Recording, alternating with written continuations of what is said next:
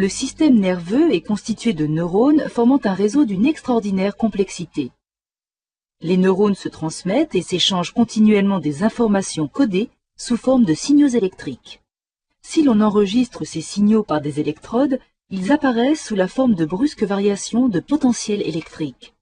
Ce sont ces variations, appelées potentiels d'action, qui constituent la base du langage entre neurones.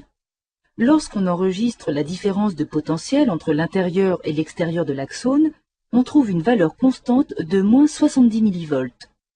Cette valeur est appelée potentiel de repos. Au passage d'un potentiel d'action, cette valeur change brusquement pour atteindre de manière transitoire plus 20 mV avant de revenir vers sa valeur de base. Ce sont des déplacements d'ions qui sont responsables de ce phénomène. Les milieux, intérieurs et extérieurs, sont séparés par une membrane et leurs concentrations en ions sodium et potassium sont différentes. Le sodium est plus important à l'extérieur, tandis que le potassium est plus concentré à l'intérieur. En outre, la membrane possède des protéines particulières qui fonctionnent comme des canaux ouverts ou fermés. Lorsqu'un potentiel d'action arrive à proximité, il déclenche l'ouverture des canaux sodium, ce qui entraîne une entrée massive de ces ions à l'intérieur de l'axone. Ce déplacement provoque une dépolarisation locale de la membrane jusqu'à plus 20 mV. Puis, ces canaux se referment tandis que les canaux potassium s'ouvrent à leur tour, laissant sortir les ions potassium. La membrane retourne alors vers son potentiel de repos de moins 70 mV. Le potentiel d'action ainsi créé va ouvrir les canaux ioniques voisins qui vont générer un nouveau potentiel d'action. Ce phénomène se propage de proche en proche, si bien que l'influx nerveux d'action semble se déplacer le long de l'axone. Avec le temps, la migration des ions sodium et potassium finirait par modifier leur concentration relative. Un tel bouleversement serait très dommageable pour le bon fonctionnement des neurones.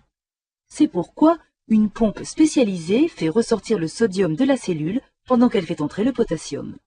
Les potentiels d'action se déplacent le long de l'axone des neurones et parviennent à la synapse, lieu de passage de l'information entre deux neurones. Les messages circulent toujours dans le même sens, de la terminaison présynaptique vers le neurone postsynaptique. L'information traverse la synapse grâce à un neuromédiateur contenu dans des vésicules dont la libération est déclenchée par l'arrivée du potentiel d'action. Les ions calcium et les canaux de la membrane de la terminaison vont jouer un rôle déterminant dans cette libération. À l'arrivée d'un potentiel d'action, les canaux s'ouvrent, laissant les ions pénétrer dans la terminaison. Les ions calcium provoquent alors la migration des vésicules contenant les molécules du neuromédiateur vers la synapse.